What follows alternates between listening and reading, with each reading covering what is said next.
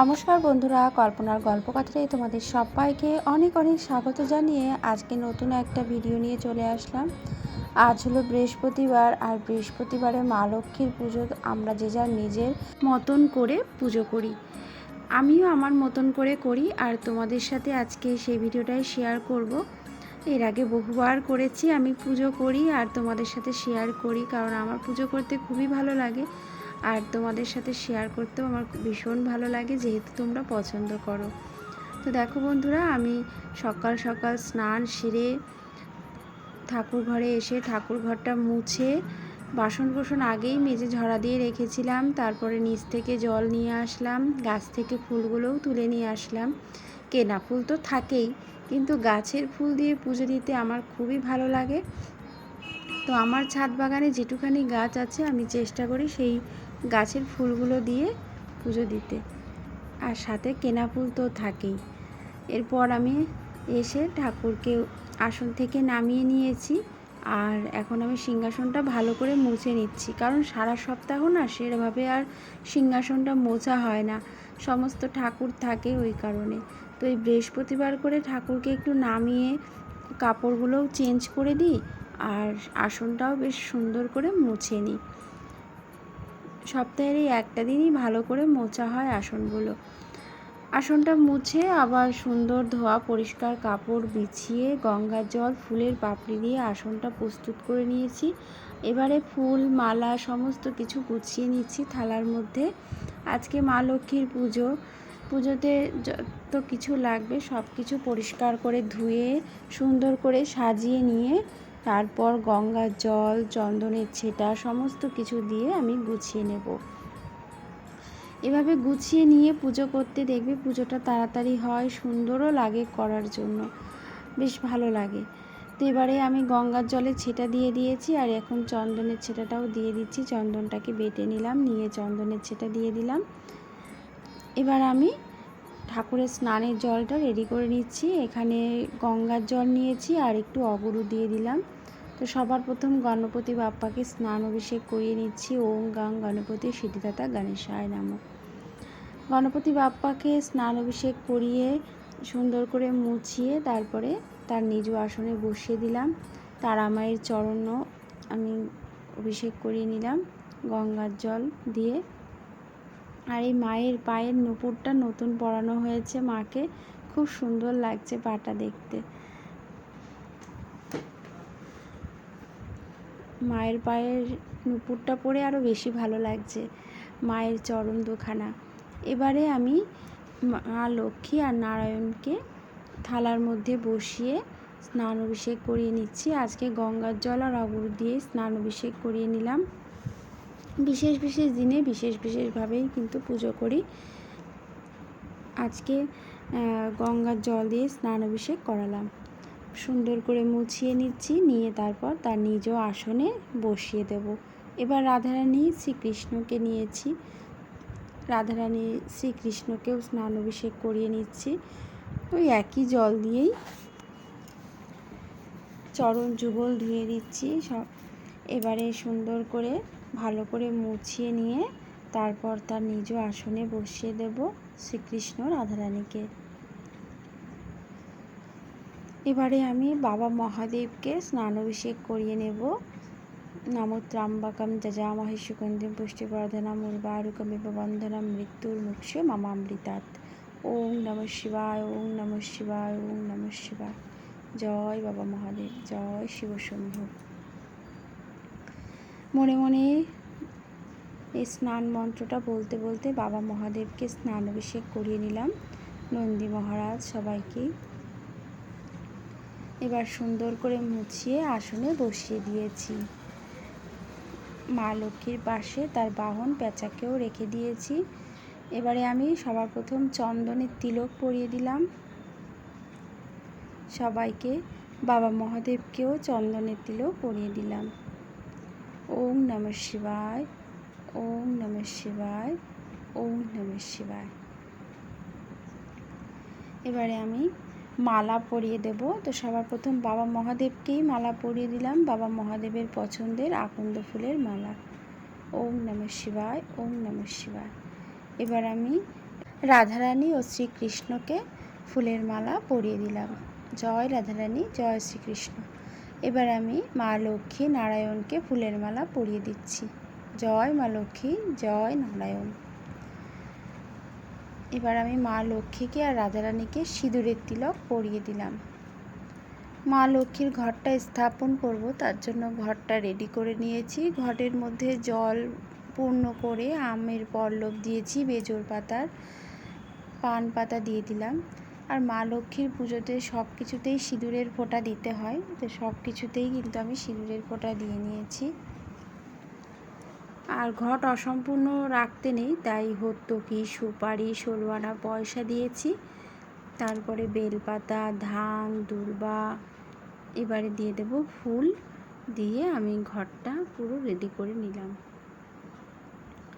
এবারে উলুধ্বনি দিয়ে আমি ঘরটা স্থাপন করব। তার আগে আমি স্থাপন করব একটা পাত্রের উপর, কারণ মাটি ছাড়া ঘট স্থাপন করা যায় না।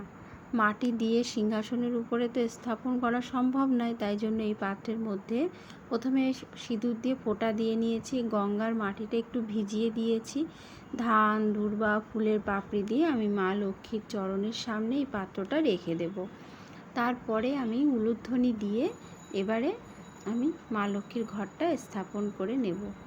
মা লক্ষ্মীর ঘরটা স্থাপন করার পর আমি এখানে দেখো মা লক্ষ্মীর ধ্যান মন্ত্রটা পাঠ করে নিচ্ছি। এটা মা লক্ষ্মীর পাঁচালিতেই রয়েছে। উলুধ্বনি দিয়ে ঘট স্থাপনের সময় ভিডিওটা করেছিলাম, কোনো কারণে ভিডিওটা ওঠানো হয়নি বা স্কিপ হয়ে গেছে, তো এই কারণে আমি আর দেখাতে পারলাম না। এবার আমি নারায়ণের যুগল চরণে তুলসী পাতা নিবেদন করে দিলাম, শ্রীকৃষ্ণের যুগল চরণে তুলসী পাতা নিবেদন করে দিলাম চন্দন সহযোগে। এবার আমি বাবা মহাদেবের মাথায় বেলপাতা নিবেদন করে দিচ্ছি। ওম নমঃ শিবায়, ওম নমঃ শিবায়, ওম নমঃ শিবায়। নীলকণ্ঠ ফুল নিবেদন করে দিলাম। এবার আমি কলকে ফুল নিবেদন করে দিলাম। নন্দী মহারাজের মাথাতেও কলকে ফুল নিবেদন করে দিলাম। নারায়ণের চরণে এবার আমি পুষ্প নিবেদন করে দিলাম। মা লক্ষ্মীর চরণে, মা লক্ষ্মীর বাহন পেঁচার চরণে এবং নারায়ণের বাহনের চরণেও পুষ্প নিবেদন করে দিয়েছি। রাধারানীর চরণে পুষ্প নিবেদন করে দিলাম। শ্রীকৃষ্ণের চরণে ফুল নিবেদন করে দিলাম। জয় রাধারানী, জয় শ্রীকৃষ্ণ, জয় মা লক্ষ্মী, জয় নারায়ণ, জয় বাবা মহাদেব। এবার সুন্দর করে একটু আসনটা সাজিয়ে নিচ্ছি। এবারে আমি মা লক্ষ্মীর কাছে পুষ্পাঞ্জলি দিয়ে নেব। নমস্তে সর্বভূতানাং বরদাসী হরিপ্রিয়ে যা গতিস্তৎ প্রাণাং স্বামে ভূয়াত দর্দনাচা। জয় মা লক্ষ্মী, জয় মা লক্ষ্মী, জয় মা লক্ষ্মী।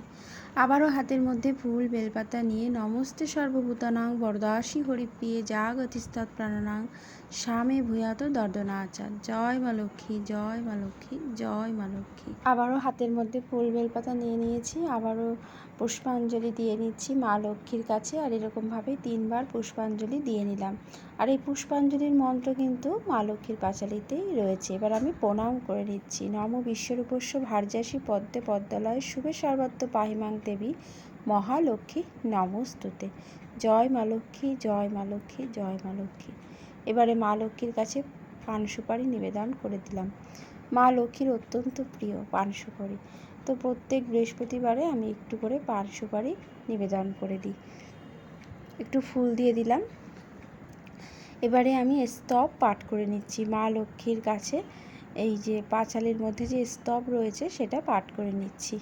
এবার আমি ভোগ নিবেদন করে দিচ্ছি। বৃহস্পতিবারে করে চেষ্টা করি একটু ফল মিষ্টি দিয়েই পুজো দেওয়ার জন্য, তো যখন যেরকম হয় তখন কিন্তু আমি সেরকমটা দিয়েই পুজো করি, কারণ পুজোটা মনের ভক্তি, অন্তরের ভালোবাসা আর শ্রদ্ধা দিয়েই পুজো করতে হয়।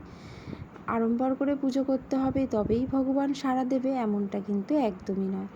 বাবা মহাদেবের ভোগে ফুলের পাপড়ি বেলপাতা দিয়েছি, আর শ্রীকৃষ্ণ এবং নারায়ণের ভোগে তুলসী পাতা ফুলের পাপড়ি দিয়ে দিয়েছি। এবারে আমি আরতি করব। আর আজ যেহেতু বৃহস্পতিবার, ঘণ্টা বাজাবো না, উলুধ্বনি শঙ্খধ্বনি দিয়ে মায়ের আরতি করে নেব।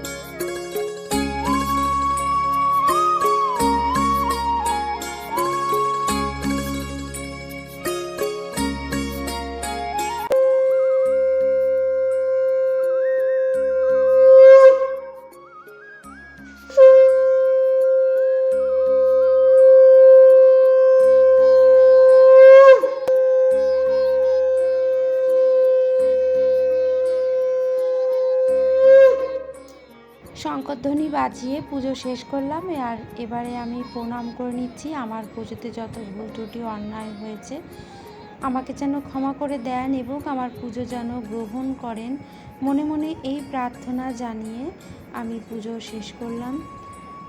তোমরাও অবশ্যই বলো কমেন্ট করে আমার পুজোটা কেমন লাগলো, আমার এই নিত্য পুজো ব্লগ। আর ভালো লাগলে একটা করে লাইক করে দিও। যারা নতুন দেখছো তারা চ্যানেলটাকে সাবস্ক্রাইব করে পাশে থাকা বেল বাটনটা অবশ্যই প্রেস করে রেখো। সবাই ভালো থেকো, সুস্থ থেকো। দেখা হবে এরকমই কোনো নতুন ভিডিওর সাথে। আজকের মতন ভিডিওটা এই পর্যন্ত। সবাইকে টাটা।